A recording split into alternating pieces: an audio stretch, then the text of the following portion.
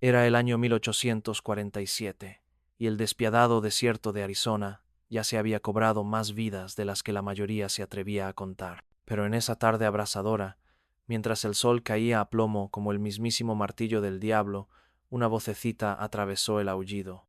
El viento, el llanto desesperado de un niño que cambiaría dos vidas para siempre.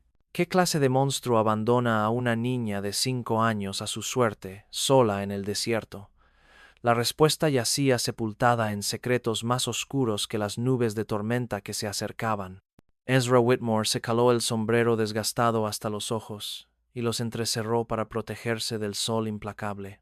Su caballo, una robusta yegua llamada Patience, avanzaba con cuidado por el terreno rocoso. El viudo llevaba 3 días seguidos viajando hacia el pequeño pueblo de Copper Ridge, donde esperaba encontrar trabajo en la nueva mina de plata. El llanto llegó a sus oídos justo al coronar una pequeña colina.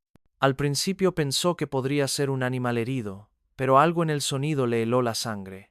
Era humano y joven. «Ay, niña», le susurró a la paciencia, haciéndola detenerse. El llanto volvió, más débil ahora, llevado. Con el viento del desierto, Ezra desmontó y siguió el sonido, sus botas crujiendo sobre la tierra quemada por el sol. Detrás de un grupo de nopales la encontró, una niña de no más de 5 años, con sus oscuros rizos enmarañados por el polvo y las lágrimas. Su sencillo vestido de algodón estaba roto y sucio, y sus pequeños pies estaban descalzos y ensangrentados. «Dios mío», susurró Ezra, corriendo a su lado. La niña lo miró con ojos color hierba de pradera, abiertos por el miedo y el cansancio. «Por favor, señor», susurró, con voz apenas audible, «no dejes que me lleven de vuelta». Ezra se arrodilló junto a ella, con el corazón roto al verla. «¿De quién, pequeña? ¿De quién huías?» Pero la niña se había desmayado. Su pequeño cuerpo finalmente se rindió a la deshidratación y el terror. Ezra la levantó con cuidado, sorprendido de lo ligera que estaba. Se sentía como un pájaro en sus brazos, toda huesos y piel frágil. La llevó hasta su caballo y la subió con cuidado a la silla. Luego se montó detrás de ella. «Aguanta, querida», murmuró. «Vamos a buscarte ayuda». Mientras la paciencia los llevaba hacia Copper Ridge, la mente de Ezra daba vueltas.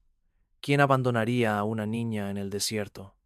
La sola idea le revolvía el estómago. Había perdido a su propia hija, Mercy, por escarlatina hacía apenas 2 años, junto con su amada esposa, Ruth. El dolor de esa pérdida aún lo dolía profundamente, y ver a esta niña abandonada lo hizo revivir de golpe. La niña se agitó en sus brazos mientras cabalgaban. «Mamá», susurró, y luego volvió a llorar. «Shh, ya está todo bien», lo tranquilizó Ezra. «Estás a salvo», dijeron. «Dijeron que estaba maldita», sollozó la niña. «Papá dijo que traía la mala suerte». Ezra apretó la mandíbula. «¿Cómo te llamas, cariño?» «Evangeline», susurró. «Pero mamá me llamaba Ivy».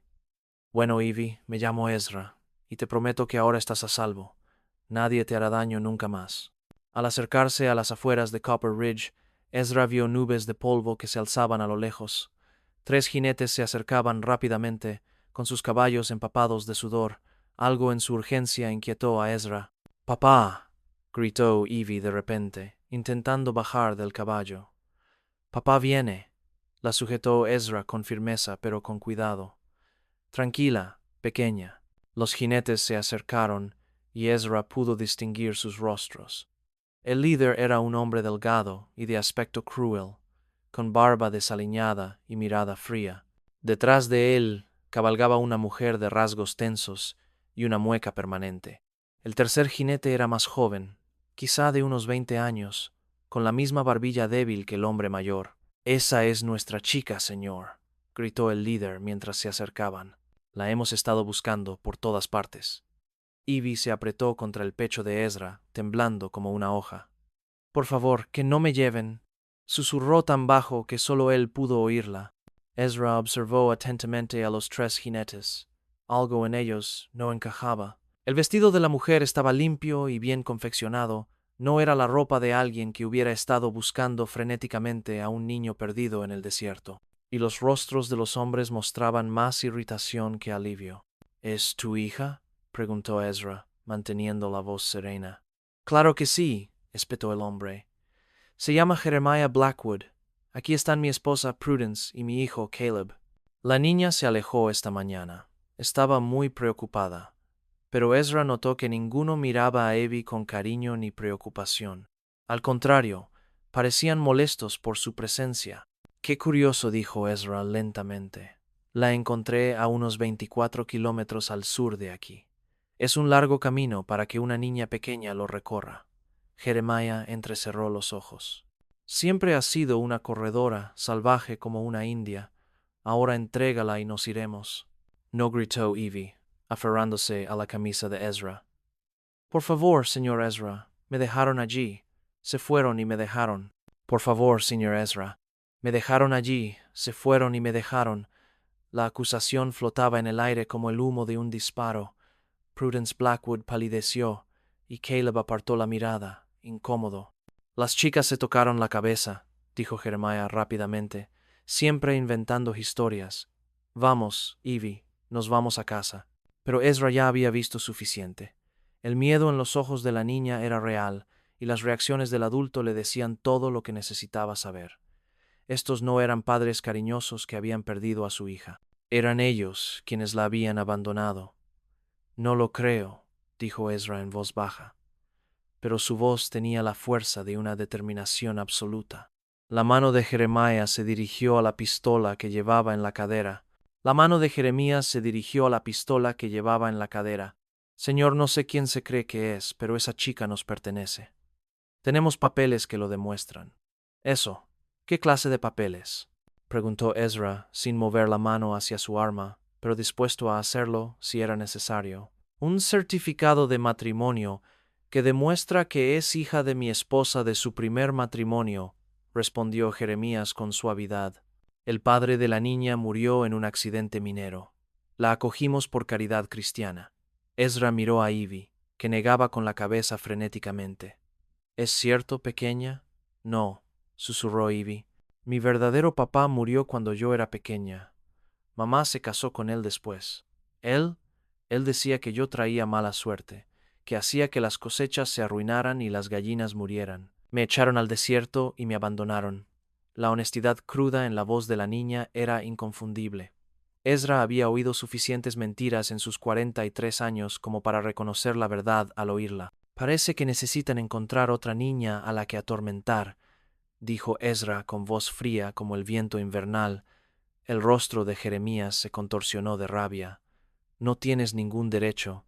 Es legalmente nuestra. Y no tienes derecho a abandonar a una niña en el desierto para que muera, replicó Ezra.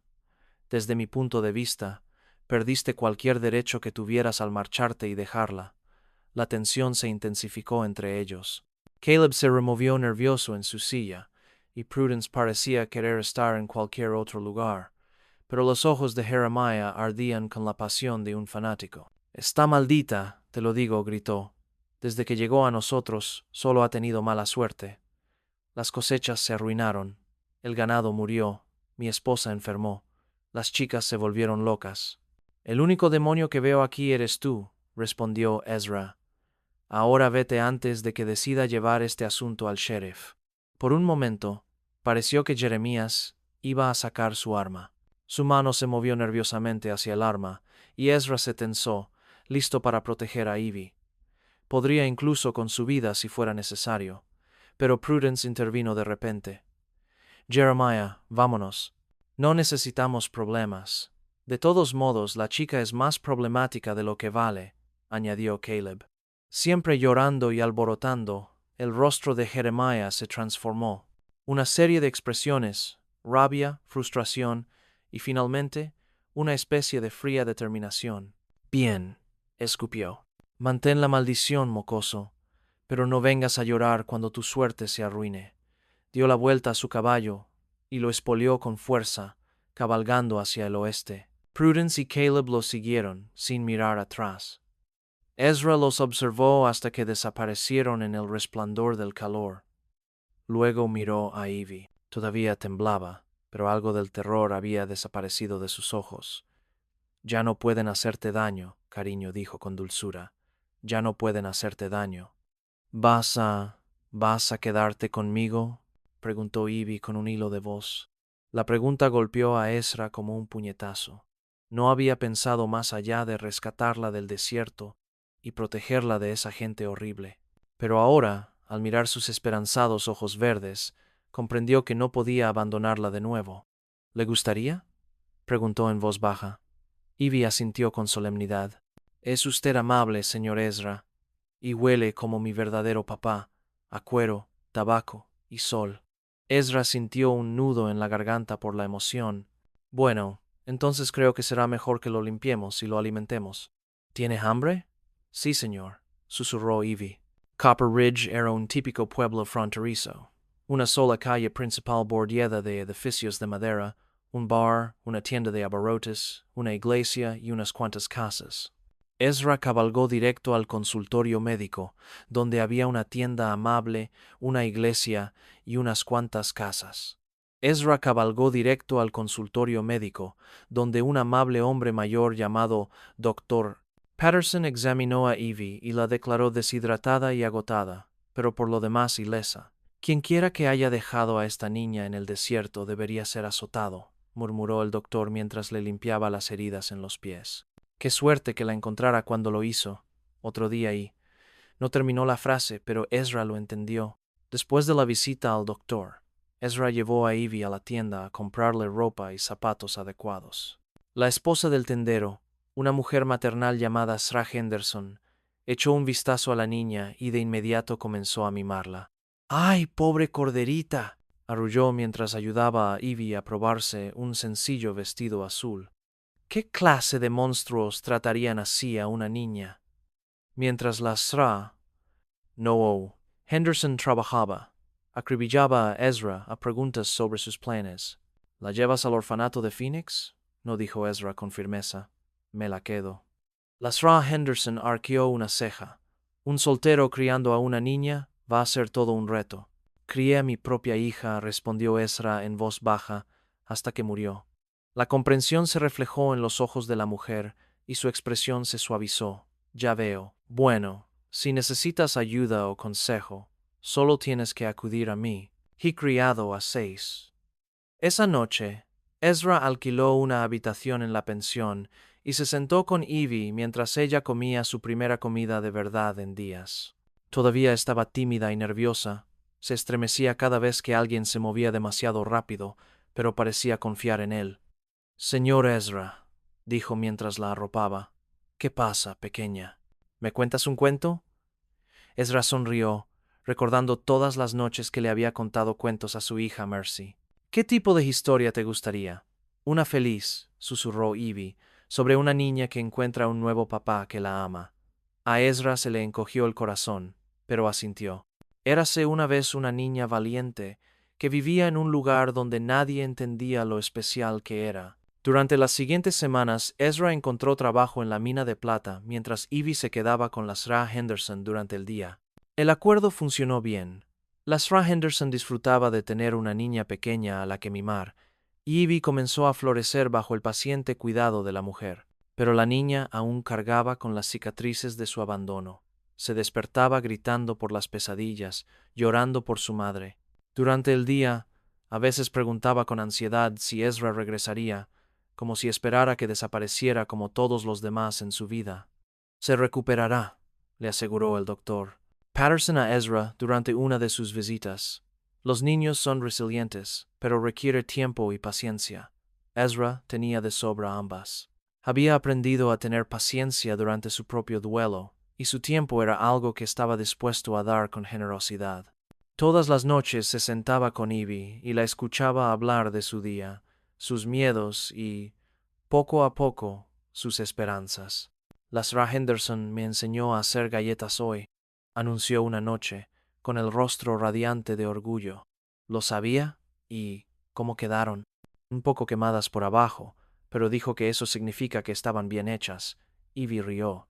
Esos momentos de risa infantil eran preciosos para Ezra. Cada uno era una señal de que Ivy se estaba recuperando, de que la niña asustada y desesperada que había encontrado en el desierto se estaba convirtiendo poco a poco en una niña normal. Pero su apacible existencia se hizo añicos una tarde cuando Ezra regresó de la mina y encontró a la Sra Henderson llorando y a Ivy desaparecida. Se la llevaron, y la Sra Henderson sollozó. Esa gente horrible regresó con una especie de documento oficial, diciendo que tenían la custodia legal. A Ezra se le heló la sangre. ¿A dónde se la llevaron? A su granja, creo, a unos 16 kilómetros al oeste de aquí. Ay, Ezra, luchó con todas sus fuerzas, no dejaba de gritar por ti. Sin decir una palabra más, Ezra corrió al establo, ensilló a los pacientes y salió del pueblo como un poseso.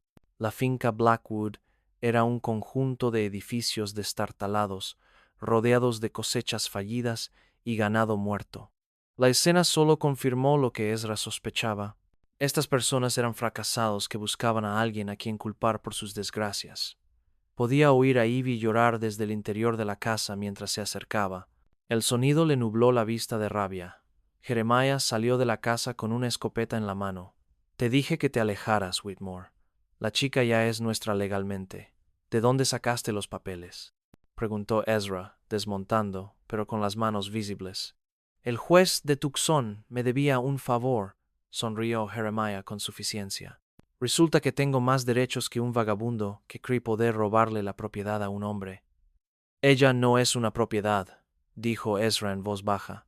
Es una niña, es una maldición, gruñó Jeremiah. Y ahora es nuestra maldición. Sigue cabalgando y olvídate de que la viste.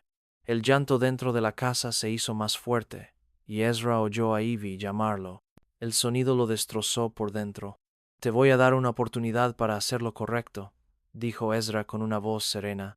Suelta a la chica y olvidaré que esto pasó. Jeremiah rió con dureza. ¿O qué? Le dispararás a un padre de familia desarmado. Eso no se verá bien cuando la ley venga a interrogarlo. Pero Ezra había notado algo que Jeremías no: humo que empezaba a salir en espiral desde la parte trasera de la casa. Con las prisas por asegurar a Ivy, alguien había dejado una fogata sin vigilancia.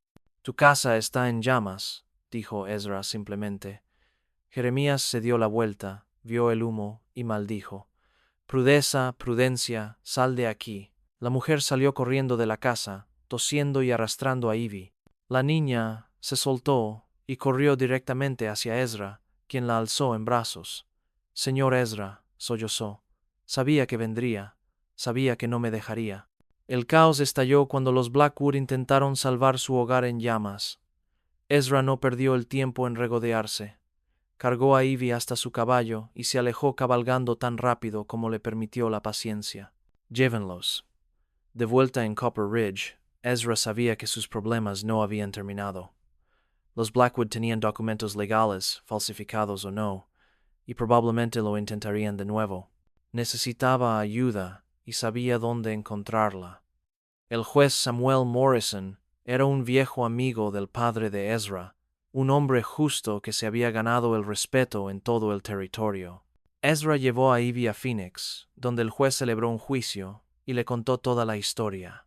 Estas personas abandonaron a la niña en el desierto para que muriera, explicó Ezra. Los documentos que tenían los consiguieron con engaños. El juez Morrison era un hombre de aspecto severo, cabello canoso y mirada bondadosa. Escuchó atentamente los testimonios de Ezra y Ivy, y luego examinó los documentos de custodia que habían presentado los Blackwood. Estos documentos son sospechosos, dijo finalmente el juez. La letra no coincide con el estilo habitual del juez Carson, y las fechas no concuerdan. Voy a investigar este asunto a fondo. Tardó 3 semanas, pero la investigación del juez reveló que Jeremiah Blackwood efectivamente había falsificado los documentos de custodia. El juez Carson en Tucson nunca había visto al hombre, y mucho menos le había otorgado la custodia de nadie. Además, el juez Morrison anunció en el tribunal que el testimonio de la niña y de varios testigos deja claro que los Blackwood la abandonaron en el desierto con la intención de causarle la muerte. Han perdido todo derecho legal a su cuidado. Jeremiah Blackwood fue condenado a 2 años de prisión por falsificación y abandono de menores. A Prudence y Caleb se les prohibió acercarse a menos de 80 kilómetros de Copper Ridge. Pero lo más importante de la sentencia llegó al final. En cuanto a la hija de Angeline, el juez Morrison dijo, mirando directamente a Ezra, que necesitaba un hogar estable con alguien que la quisiera y la protegiera. Señor Whitmore, ¿está dispuesto a adoptar formalmente a esta niña y darle su nombre? Ezra miró a Evie, que le apretaba la mano con fuerza, más que nada en el mundo, su señoría. Entonces, por la facultad que me otorga el territorio de Arizona, te otorgo la custodia completa y los derechos de adopción. Evangeline Whitmore, ahora eres oficialmente la hija de este hombre. La adopción lo cambió todo y nada a la vez. Legalmente, Evie era ahora hija de Ezra, pero en el fondo, habían sido padre e hija desde aquel primer día en el desierto. Regresaron a Copper Ridge, donde todo el pueblo celebró con ellos. La Sra. Henderson lloró de alegría e insistió en preparar un pastel especial. El Dr. Patterson examinó a fondo a Evie y la declaró la niña más sana y feliz que había visto en años. Ha engordado, y esa mirada de angustia ha desaparecido de sus ojos, le dijo a Ezra en privado. Has obrado un milagro con esta niña. Pero Ezra sabía que el verdadero milagro era lo que Evie había hecho por él. Le había dado una razón para volver a tener esperanza, una razón para construir un futuro en lugar de simplemente sobrevivir cada día. Alquilaron una pequeña casa en las afueras del pueblo, y Ezra empezó a soñar con cosas más grandes. La mina de plata iba bien, y él ahorraba dinero. Quizás algún día podrían comprar un ranchito y criar ganado y caballos. Evie amaba a los animales y se merecía tener mascotas y amplios espacios para correr. Papá, dijo Evie una noche, sentadas en el porche, viendo la puesta de sol. Había empezado a llamarlo papá poco después de la adopción, y siempre le emocionaba. ¿Qué pasa, querida? ¿Crees que mamá puede verme desde el cielo? ¿Crees que sabe que ahora soy feliz? Ezra la abrazó. Creo que puede verte, y creo que está muy orgullosa de la niña valiente y amable en la que te has convertido. ¿Y crees que tu misericordia y Ruth también saben de mí? La pregunta lo sorprendió, pero para bien. Creo que sí, y creo que están felices de habernos encontrado. Evie se acurrucó a su lado, contenta y segura como nunca antes.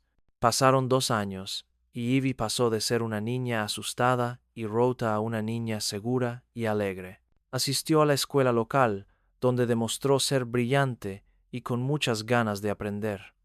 Su maestra, la señorita Collins, solía comentar sobre su resiliencia y amabilidad con los demás niños. Tiene un don especial para consolar a quienes sufren, le dijo la señorita Collins a Ezra durante una reunión escolar. Ayer, cuando el pequeño Tommy Miller lloraba porque su padre lo regañaba, Evie se sentó con él y le dijo que a veces los adultos se enojan, pero eso no significa que no nos quieran. Fue algo muy profundo para un niño de 7 años. Ezra no se sorprendió.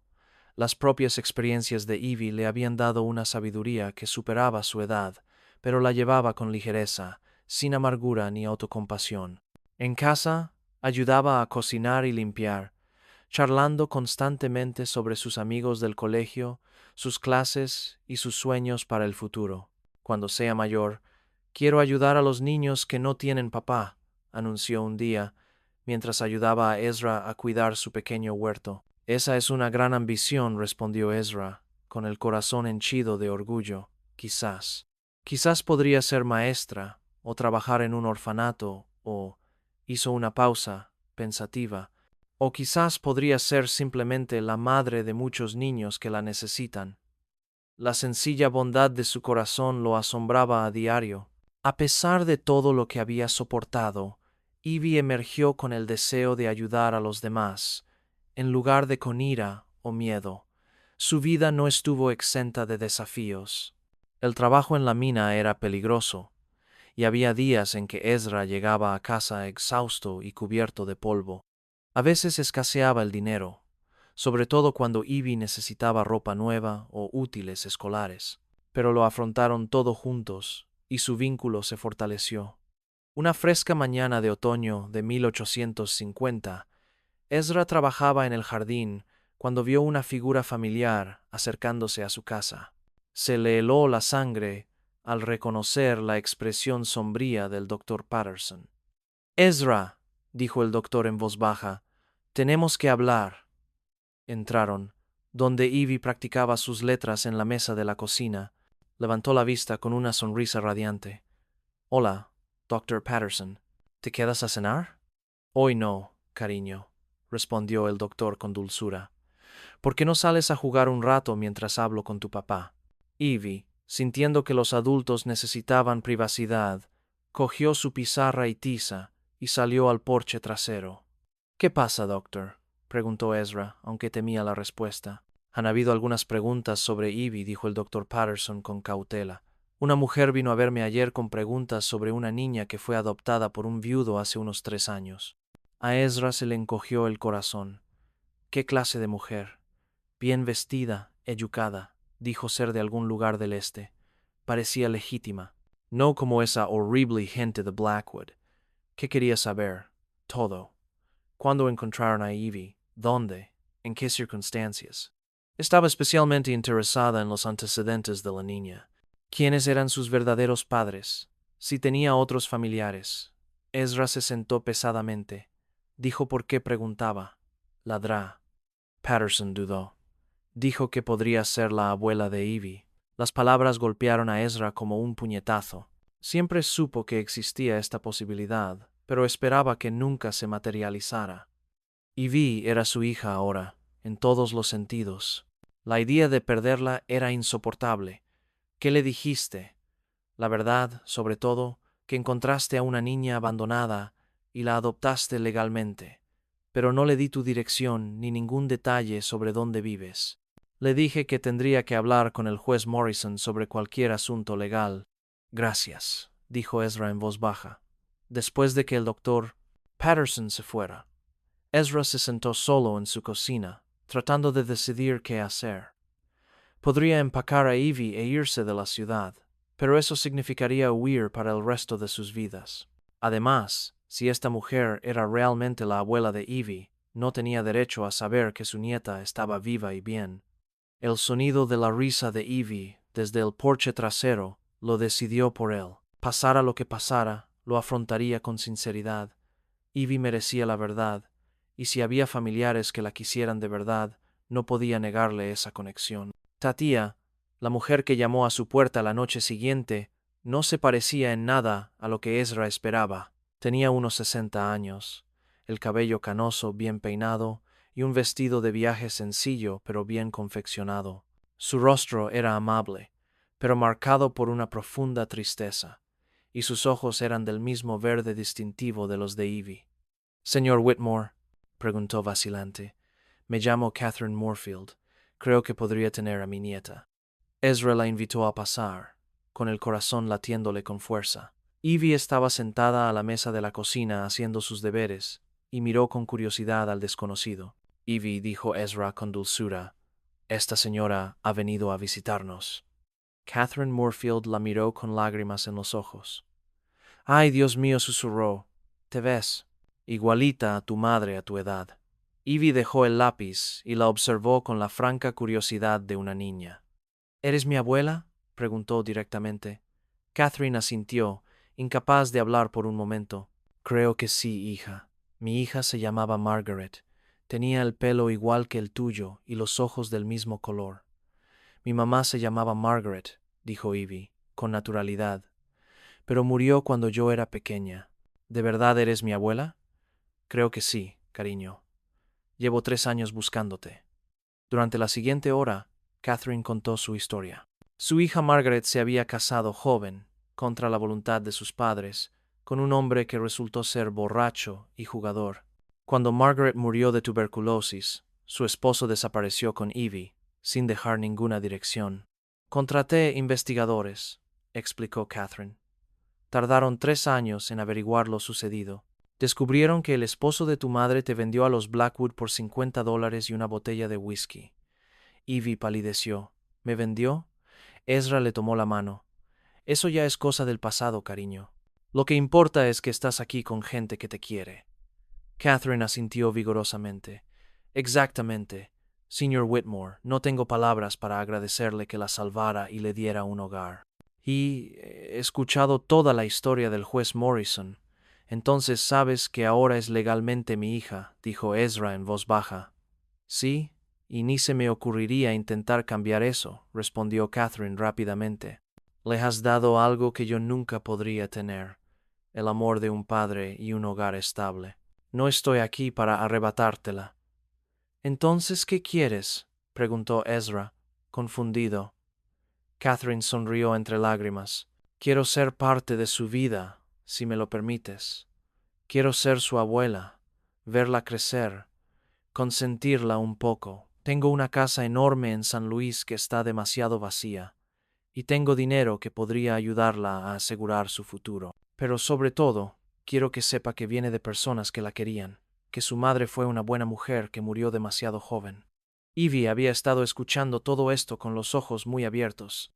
«¿Papá?», dijo con incertidumbre. «¿Qué opinas?». Ezra miró a esta mujer que había viajado medio país para encontrar a su nieta y vio amor genuino en sus ojos. Más que eso, vio la oportunidad de darle a Ivy algo que no podía darle solo, una conexión con su herencia y el recuerdo de su madre. «Creo», dijo lentamente, «que las niñas necesitan todo el amor posible, y tener a las abuelas cerca es muy especial». El sol se ponía sobre el pequeño rancho a las afueras de Copper Ridge, mientras Ivy, ahora de 12 años, ayudaba a su padre con las tareas de la tarde. Su ganado pastaba tranquilo, y sus caballos relinchaban suavemente desde el corral. «Hoy llegó la carta de la abuela Catherine», anunció Ivy mientras caminaban de regreso a casa. «Vendrá para mi cumpleaños el mes que viene, y traerá regalos de San Luis». Ezra sonrió.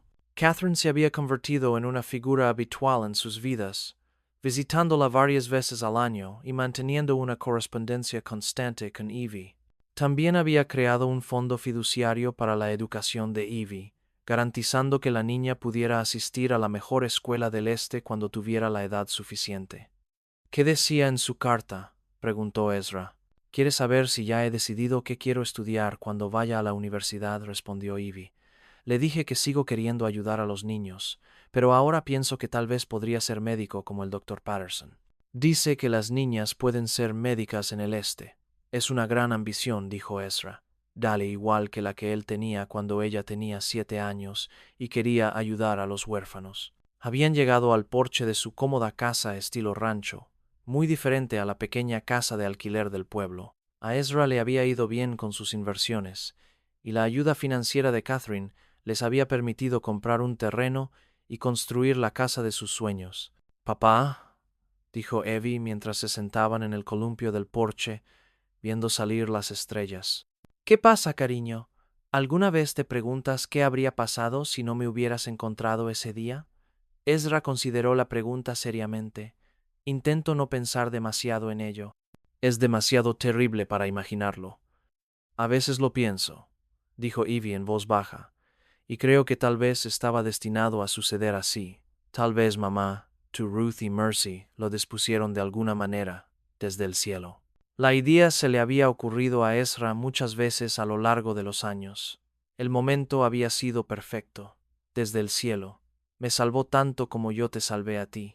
Ivy se acurrucó a su lado, igual que cuando tenía 5 años, y estaba asustada, pero ahora se sentía segura y fuerte, llena de sueños y posibilidades.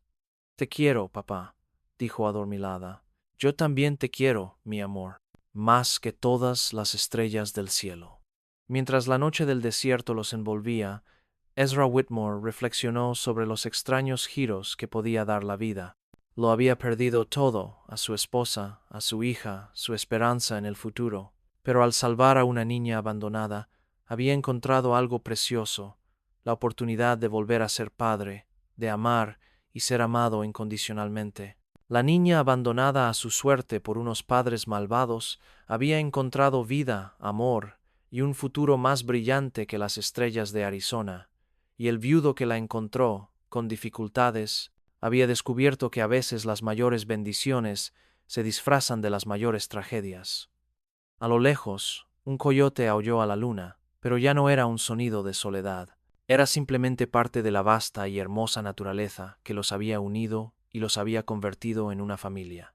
El final de su historia fue en realidad solo el comienzo de una vida de amor, risas y la serena satisfacción de saber que, a veces, cuando todo parece perdido, lo mejor está por venir, todavía está por venir.